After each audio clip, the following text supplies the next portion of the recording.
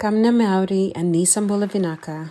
I'm Katerina Teaiwa, an Associate Professor in Pacific Studies in the School of Culture, History and Language at the Australian National University. Pacific Studies is an exciting field of interdisciplinary area studies exploring the diverse and dynamic space of Oceania, a region that covers 1/3 of the whole planet. Australia is in Oceania, and this neighbourhood is critical to Australian identities, foreign affairs, and urgent action on climate change. Every Australian at all levels of education, and those bordering this ocean or with deep interests in it, needs to engage and understand much more about Pacific peoples, histories, cultures, and environments. Even though we are far from the sea, we can imagine ourselves as the crew of a metaphorical canoe, learning and working collaboratively on board a vessel where everyone is humbled and empowered, knows each other's names and roles, and no one gets left behind. Katerina's critical and creative teaching and research methods in Pacific Studies was something I had never encountered before at the university, a place that I previously thought to be alienating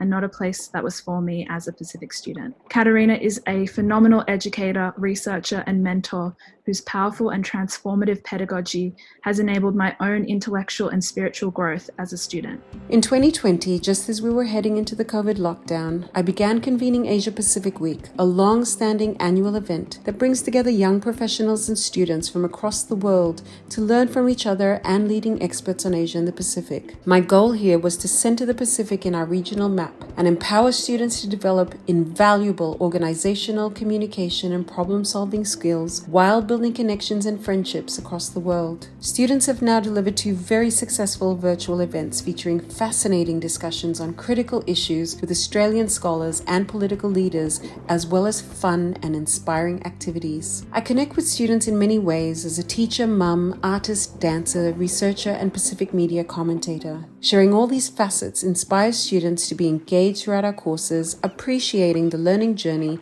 as much as the final destination of essays or research projects.